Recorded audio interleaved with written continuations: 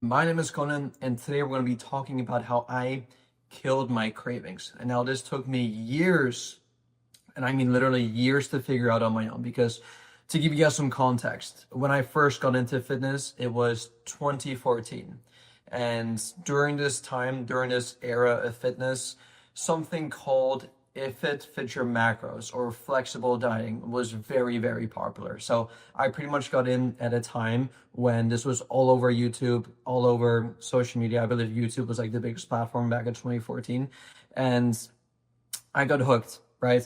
And essentially, basically, what flexible dieting and if it fits your macros, what that means, it simply means that you can eat whatever you want as long as it fits within your macros, right? And that idea sounds phenomenal because it means that you get to eat, or if you can fit Pop Tarts, you can fit pizza, you can fit burgers, you can fit fries, all into your diet as long as you hit your calories and macros for the day. And so I got so hooked into watching all these full day of eating videos of all these big fitness influencers showcasing what they were eating during the day, right? And they'd have this clickbait title, they'd say IIFYM, flexible dieting, what I eat in a day, or full day of eating using flexible dieting, and full day of eating IIFYM, if it fits your macros, right? And I binge watch all of these videos, and I'd see all these big fitness guys eating sugary cereals for breakfast, and then Pop Tarts as their pre-workout meal, and then a protein shake after their workouts. And then maybe they'd sneak in maybe a piece of fruit or a piece of vegetable, right? But the majority of their diet was like pretty processed, right? And I was like, oh my goodness, these people are pretty jacked, in shape. They're eating very flexibly. They're eating literally what I am eating as a fat kid, right? I was a really chubby kid growing up, and they're like, and I was like, hang on, how are they eating all this hyper palatable processed foods, but then still looking really jacked? Because my idea going into fitness, right, was that I had to eat clean all the time, right? Chicken, broccoli, and rice 6 times a day.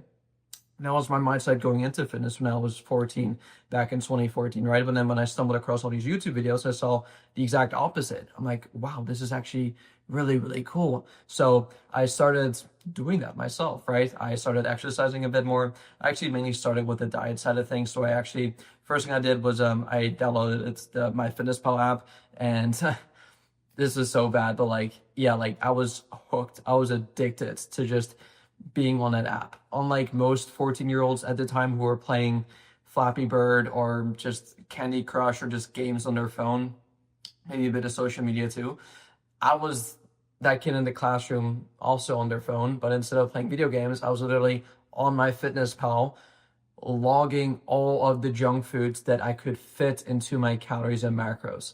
And as you can tell, that in itself is a really weird thing for a 14-year-old to do. Definitely do not recommend if you're 14 years old right now, like don't even think about doing that.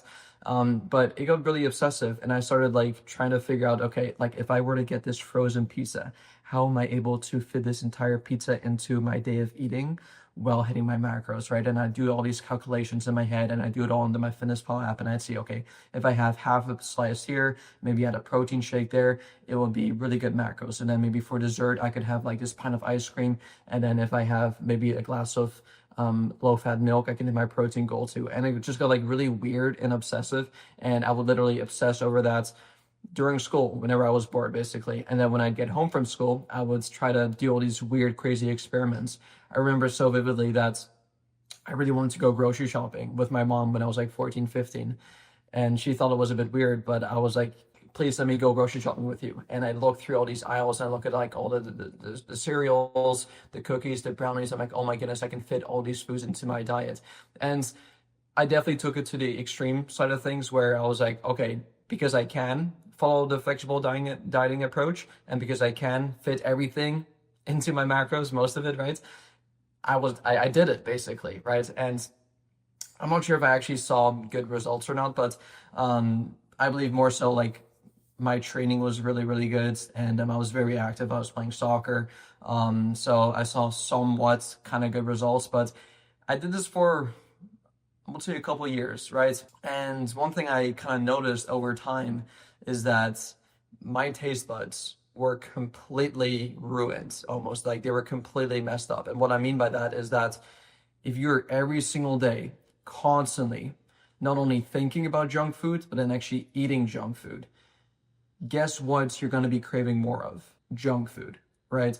There has been so many studies shown that we crave the foods that we eat the most, right? And so whenever I was hungry, guess what I was craving? I was craving junk food all the time. And I didn't realize this in the moment, but obviously now looking back in hindsight, of course it makes sense. But I was constantly just thinking about junk food all the time, processed foods, if it fits your macros, flexible dieting. And that's how I got into fitness. But then as I got older and older, as I got like 17, 18, I started noticing, number one, I was craving junk food all the time, which kind of like ruins kind of like my view of food and stuff, because whenever I was hungry, instead of gravitating towards a piece of fruit or some vegetable or like a steak, just like lean protein or like a healthy bowl of oats or whatever, I was like craving a granola bar or like craving like a chocolate bar, craving like all these other things. And that's not really what you want, right? Because, and this is what I noticed as well over time, that I didn't really feel the best either. Like I definitely had a lot of acne, like kind of around here. I started my YouTube channel in 2017, 2018, and I think you can even see it back then where I had a lot of acne like around my face here, like around here, like some pimples coming up because I was eating all this crap food basically, despite hitting my macros, despite hitting my protein goals, despite still being either at or below my daily calories for the day. I just physically, like skin-wise, didn't look the best. I didn't feel the best either. I had digestive issues. I wasn't like regular all the time. I probably wasn't eating enough fiber because of the lack of fruits and veggies. And it kind of caught up with me over time, right? And I started to notice that my performance for my soccer started to suffer. For those of you who do not know, I had a scholarship to play soccer. And obviously, as an athlete, your performance is like the most important part, right? Like if you're not performing, you're not going to be able to do well at the sports that you're wanting to play, right? So all these things kind of caught up on me over time after years of following this flexible dieting approach.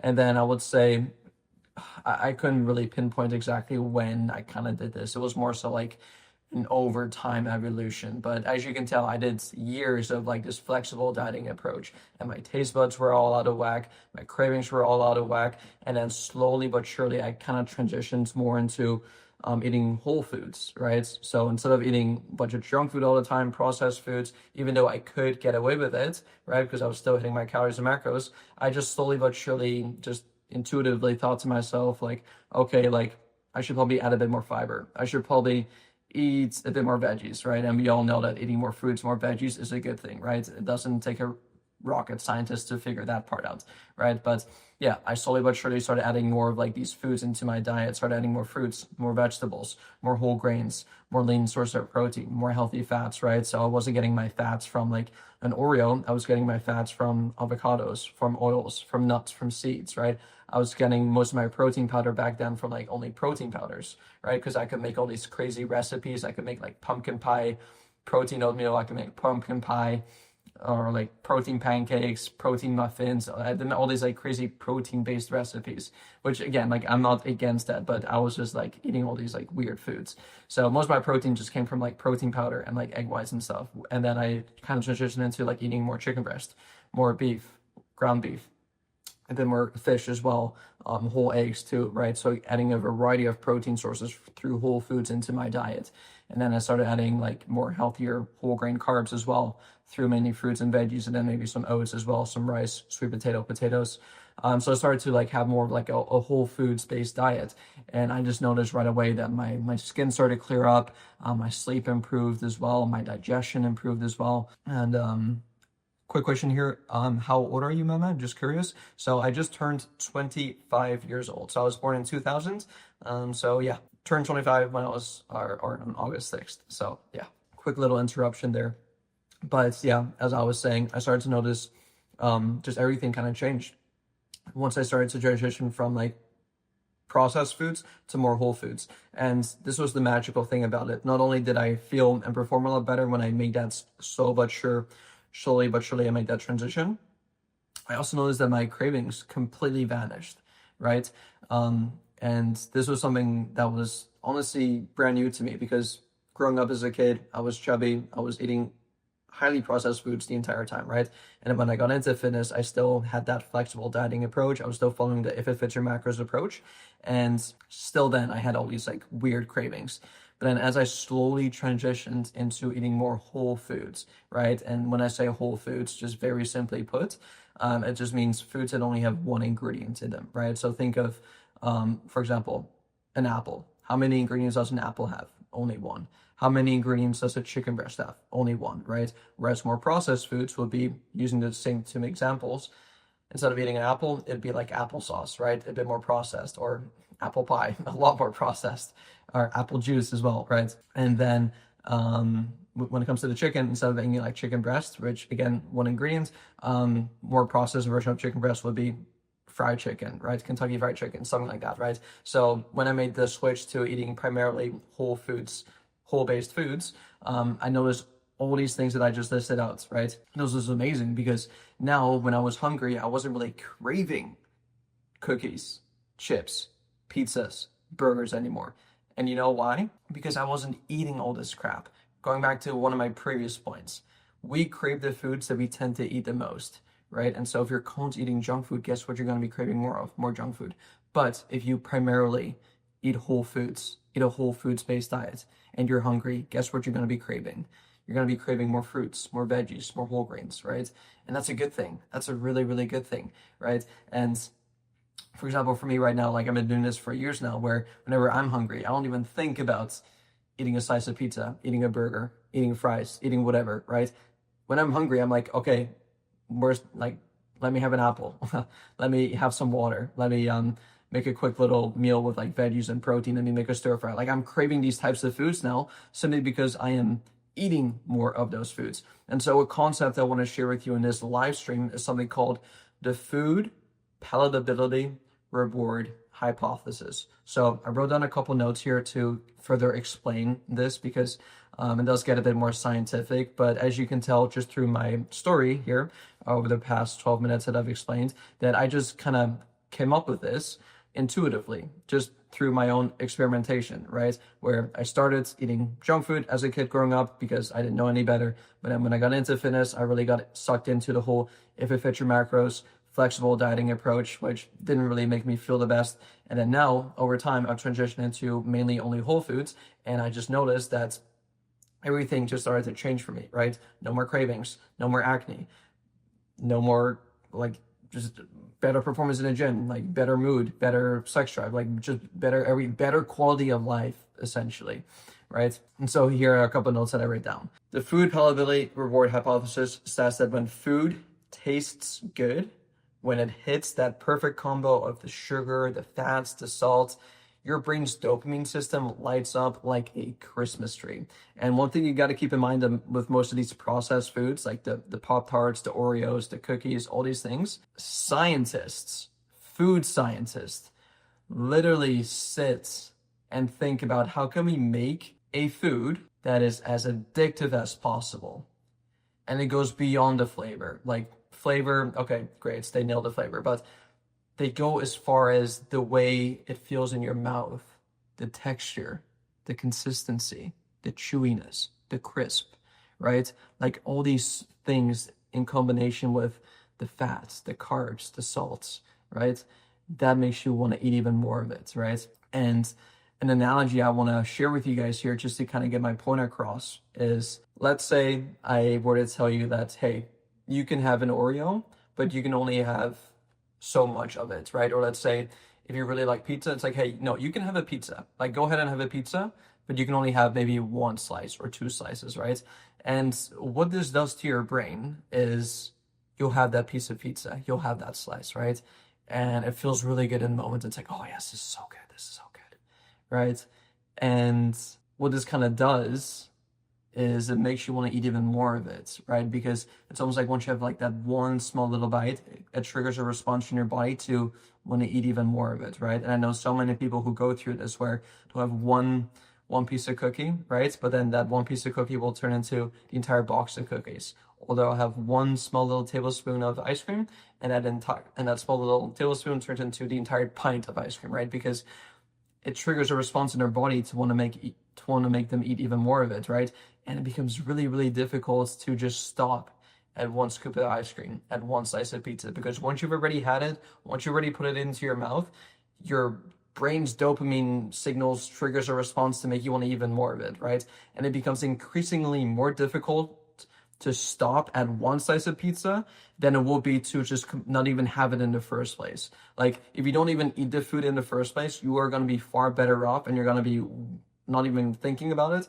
Whereas if you just have that one little slice, it's almost like you're giving yourself like that appetizer, almost like a teaser of like how good it could be if you had the entire thing. And so the analogy I want to share with you is, pretend like you're about to finish. You know what I mean, right? But then you stop right when you're about to do that. That will drive you crazy, right? Like, hopefully you guys get what I'm kind of saying here, right? I forgot what the word is here, but it's almost like doing that, right? Where you're in the bedroom, you're kind of doing the thing, right? But then as soon as you're about to, let's say as soon as you're about to come, you just stop, basically. And it's like, just think about it from a psychological perspective. It's like, that would literally drive you insane. It's like, dude, I am about to just freaking explode. Like, let me do this.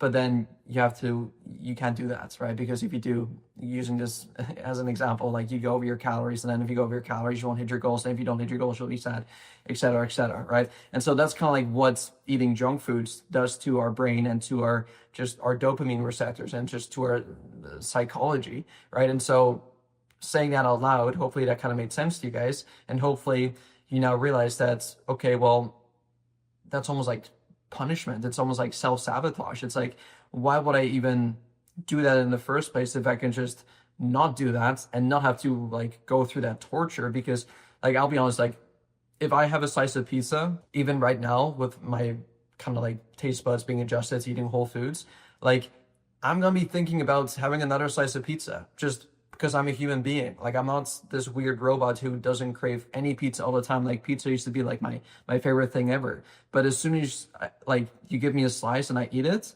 it's like, well, yeah, I want another slice, and then another slice, and then another slice. Like, it's very difficult for me to stop eating the pizza after I've already had that slice of pizza compared to not having it all together, right? And so the point I want to make here is, like, be aware of your trigger points. Like, if you know that one scoop of ice cream turns into the entire pint, or makes you want to eat the entire pint, then you're far better off not even eating it in the first place, right? So keep that in mind. Same thing with like French fries. Like, who have you seen only eat one or two French fries? Like, it doesn't happen. Like, you tend to eat the entire bag of French fries, right? Same thing with chips. Like, you don't just have like a handful of chips. Like, people say like, oh, everything in moderation, right? And on paper, yes. Everything in moderation is key. If you can go through life having just a couple chips here and there, a couple cookies here and there, right? While still 80% of the time eating whole foods, and then the other 20% you can kind of eat more of those processed foods, all the power to you. Like, please keep on doing that. Like, I'm not completely banishing processed foods, but I'm just telling you what it does to your psychology, and also just how evil these food scientists are. Because you got to keep in mind that, what is their purpose? Their purpose is to make food, like whatever their food they're engineering, the cookies, the burgers, the chips, the fries, whatever. Their goal is to make that food as addictive as possible so you can come back to get even more of it, right? Like, there's a reason why people buy sugary cereals for their kids. Why, like, the food industry, specifically the processed food industry, keeps on making more money, because once you buy a bag of chips, you want to buy even more of them afterwards, right? Same thing with all these other processed foods. And guess what? Once you're hooked on that, you're going to keep on getting more of it, obviously. But then what if you get sick, right? Okay, let's say you eat all this processed foods, you get sick, you go to your doctor. What's your doctor going to tell you? Your fat doctor, by the way, right? Who probably is in the same situation as you. He's not going to tell you to fix your diet. He's not going to tell you to stop eating those cookies, those chips, those whatever. He's going to give you a pill, right? And it's like, as you can tell, like, you're kind of like in this loop where now you're relying on junk food, right? And once that's addictive, that wants you to keep on coming back for more. And then if you have issues, if you have medical issues, if you have health issues, you go to your doctor, and your doctor will tell you to take a pill, right? Now you're going to be hooked on that pill. So not only are you now addicted and hooked on the junk food, now you're also addicted and hooked to the pill, right? And as you can tell, again, this isn't a conspiracy. Like, I'm not a conspiracy theorist, but like, you're kind of trapped. You're kind of like part of like this thing now, right? Where they have you hooked on the food, on the processed foods, but now they also have to have you hooked on the medication, right? Big Pharma has you where they want you to be, right? And the only way out of this is to eat a whole food based diet, at least the most that you can. And again, like I do not want to sound like a weirdo or like a conspiracy theorist, but if you just think about it, right? Like just take your emotions out of it, just think about it from a logical perspective, think about it from a business perspective, right?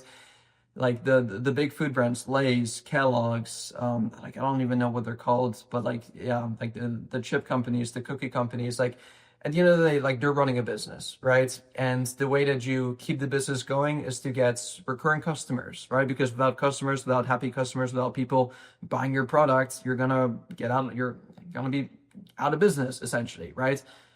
And so what is their goal? Their goal is to make their stuff as tasty and delicious and addictive as possible, right? Because now that you're addicted to their stuff, you're a recurring customer. You're going to keep on coming back for more and more and more and more, right? So just keep that in mind. Hopefully that makes sense. And that is what I have noticed for myself after years of following the flexible dieting approach, if it fits your macros approach. I notice intuitively that by switching to a whole foods diet, that I'm out of the system now, right? Where I'm no longer hooked. I can live life. I am not addicted to these processed junk foods.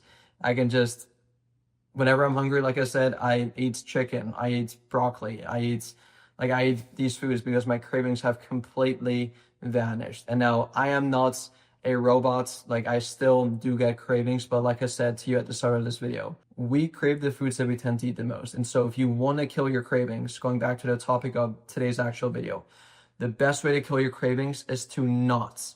And again, this is something that I had to kind of unlearn for myself. And this is something that really goes against most advice that you hear on social media, because everyone will tell you, like literally everyone will tell you, everything in moderation is key. Have that piece of cookie, have that piece of pizza, have that burger, have those fries, have it in moderation, right? And yes. If you can do it in moderation, more power to you, do that. But I've noticed for myself and most of the clients that I've worked with, one piece of pizza tends to make you want to eat even more of it. And that tends to you binging on your diet, eating a lot more than you should be eating, right? And so trying your best to, I wouldn't say forever completely getting rid of it, but 80% of the time, just sticking to a whole foods-based diet, 80% of the time, you are going to be far better off because you're not going to be tempting yourself with all these trigger foods that trigger a response in your body to make you want to eat even more of it, right? So here's kind of like the loop that I want you to think about. You eat hyperpalatable foods, processed junk food. That spikes, the dopamine spikes, your cravings increase, your hunger hormones go up, specifically ghrelin, which is a hormone in your body that makes you want to eat even more. Your self-control decreases, your willpower, your discipline, and then you eat more and then you repeat the process. So hopefully with everything I just explained to you, it kind of makes sense, but here are some practical tips that you can actually start doing for you right away to actually like make this a bit easier for yourself, because it's definitely a lot easier said than done. Step number 1, prime your environments to make the healthy choice the easy choice. We live in a world where we are bombarded by convenience, right? You drive across the street, you see McDonald's, you see Burger King. You go to the gas station, there's a bunch of food there. You can't really control your outside environment, but what you can control is hopefully things within your environment. So specifically your house. If I were to go into your house right now and I'd be really hungry and I open up your fridge and I am bombarded by junk food, pizza, burger, fries, sugary cereals, ice cream, all these things, and I'm really hungry, no matter how much discipline I have, I'm going to eat something. And if I'm going to eat something, it's likely going to be a bad thing because I'm only going to be surrounded by all these bad foods, right? Whereas if you were to be super hungry and you were to come to my house, right, my kitchen, you open up my fridge, you open up my pantry, and the only thing you see is meal prep, chicken breast, eggs, apples, frozen veggies, guess what you're going to be eating just based off convenience? You're going to probably eat one of my meal prep meals, right? Because it's easy, it's convenient. That's a prime example of me priming my environment to make the healthy choice the easy choice. I never rely on willpower. I am not more disciplined than you. I do not have more willpower than you, than anyone else. I am not a robot. I am just like you. Because I started literally as a chubby kid, as a fat kid that had cravings of eating junk food all the time. But over time, like I said, as I've transitioned into more of this whole foods diet, my taste buds completely, have changed. But going back to my point, you have to prime your environment to make the healthy choice the easy choice. So that means getting rid of all the junk food in your house. Like, please do not even have it in your house. Because if it's in your house, if it's inside, it's in mind, right? If you have a box of Oreos in your pantry, and every time you open up your pantry, you see that box of Oreos, it's going to tempt you, right? It's like, it's literally like once again, you're self-sabotaging yourself. It's like you're tempting yourself to eat those Oreos. So, especially if you know that Oreos trigger you to eat the entire box, get rid of it. Get rid of the ice cream. Get rid of the Oreos. Get rid of it out of your house if you can, of course. Like, if you're living on your own, like, definitely do that. If you're living with other people, at the very least, tell them to either lock it up or at the very least hide it. Like, out of sight, out of mind, right? Either lock it up physically, hide it so you don't see it, or you don't even know where it is. Do that. If you live on your own, just get rid of it, right? Like, so that's step number one. Get rid of all the junk food and replace that with only healthy food. I guarantee if you make that small little switch, it's going to make a huge, huge difference. And so by simply doing this, right, it just makes it a lot more convenient for you to eat healthy. And now look at how inconvenient it is for you to eat junk food. Like, I'm not saying, like, I still eat out and I still go out to sushi a couple of times every couple months or so.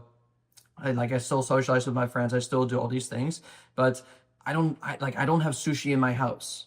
Like, if I want to eat sushi, it's going to be an event, right? Where, okay, I gotta and I also make a rule to myself that I never eat out on my own. Like, I think that's weird. I think you shouldn't be doing that. If you're eating out, you should eat out with other people. You should make it a special occasion, right? And so if I do want to eat out, I create a group chat with my friends. I'm like, hey, who wants to go out on this specific date, right? We figure out a date. We figure out a plan.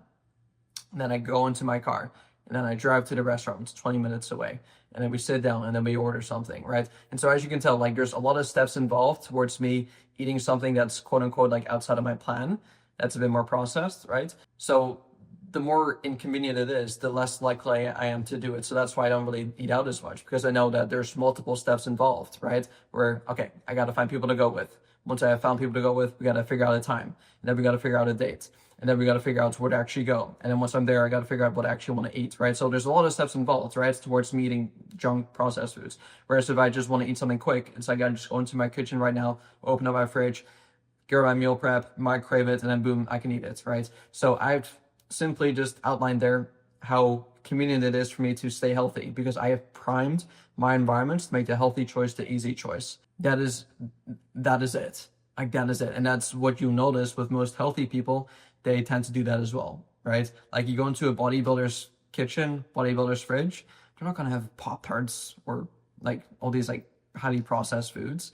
And of course, it's a different story if you have kids, if you're living with a family, right? And again, going back to my previous point, if you're living with kids, if you have kids, if you have a wife, if you have a spouse and they want to eat junk food, just tell them to lock it up, or at least hide it, like I said, right? Out of sight, out of mind, right? Just do whatever you can to make this as easy as possible for yourself, because you're going to be making it a lot harder for yourself if you're just living in a house and you're just constantly bombarded by all this junk food, right? So like I said, action steps. Number one, throw away all junk food. Don't save it for later. Number two, eat 3 to 4 simple, repeatable meals daily. I eat the same food every single day. I may rotate my fruits and veggies from time to time, but I eat the same protein, like my chicken breast. I eat like eggs, steak, beef. Like, I eat the same meals. I don't have to think twice about what I'm going to eat for breakfast, for lunch, for dinner, for snacks. I do not want to be using that brain power, because I could be using that instead towards working more, right? And I do not want to be thinking about what I'm going to eat for my next meal. That's a complete waste of time.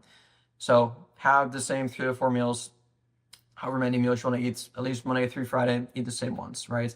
You don't want to be thinking about what I'm going to eat for breakfast, what I'm going to eat for lunch, what's going to be for dinner. Like, you don't want to be thinking about any of that, right? Number 3, keep protein high, fats moderate, and carbs mostly from whole foods, right? Stick to whole foods, meaning, if you can. Number 4, schedule meals at the same time every single day. So ideally, eat your breakfast at the same time, eat your lunch at the same time, eat your dinner at the same time. This is just more so for your circadian rhythm. And then over time, you won't really have these random urges to eat because you know exactly, or if you eat at repeatable, consistent times, your body will actually help you be hungry at those times, and it won't be hungry at the times that you typically don't eat, right? The reason why we tend to sometimes get hungry at different times is because we tend to eat different foods at different times. Whereas if you eat the same meals at similar times as often as possible, you won't have those random cravings during the morning or during the afternoon or at night.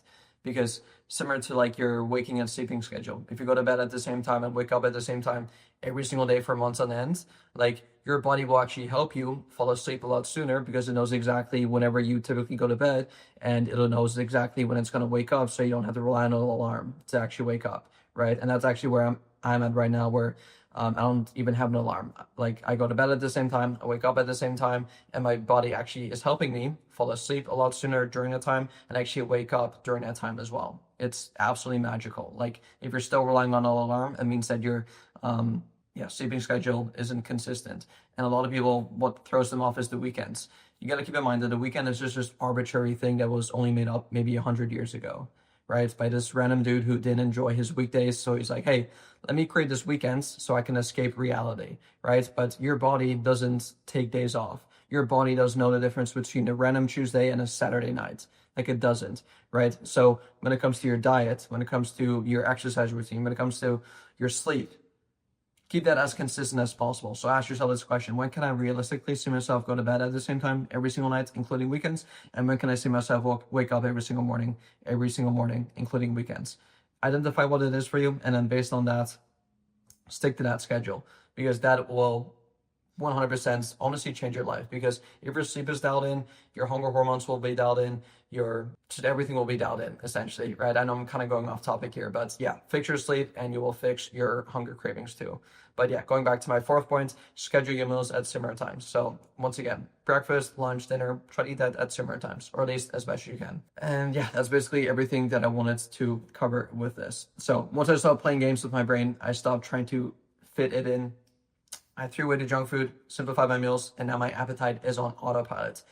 No more food obsessions, stable energy, faster fat loss, better digestion, and no binge restrict cycles. Hopefully everything that I just outlined there makes sense to you guys. I did try my best to really go in depth and use some analogies and examples there, but if you guys do have any other questions for me, please don't hesitate to reach out on Instagram, DM me there, or leave a comment down below. I've really been enjoying going live here more often. I know this was a bit more structured. I do try to make this a bit more like, just like, yeah, like chill in terms of like, okay, like no notes, just like going based off of just like whatever you guys are asking me. So I'll probably go live later today as well during my workouts, just to kind of take you guys through what I typically do with that. But yeah, hopefully a bit more value here for you guys. If you guys do have any other questions for me, as always, just let me know, and I'll see y'all soon. Peace.